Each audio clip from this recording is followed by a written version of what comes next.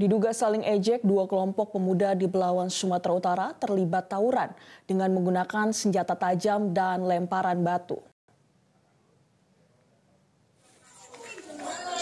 Dua kelompok pemuda yang terlibat tawuran antar gang ini terjadi di kawasan Jalan Selebes, Kecamatan Medan, Belawan, Sumatera Utara. Aksi saling serang menggunakan senjata tajam hingga lemparan batu ini diduga karena terpengaruh narkoba. Setelah hampir 1 jam, pelaku tawuran berhasil dibubarkan kepolisian yang datang ke lokasi dengan bersenjata lengkap.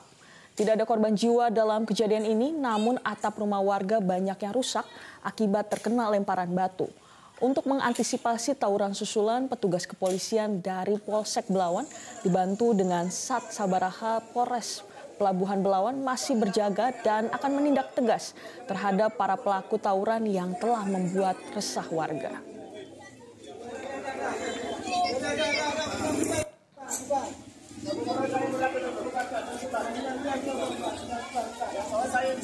Jelajahi cara baru mendapatkan informasi. Download Metro TV Extend sekarang.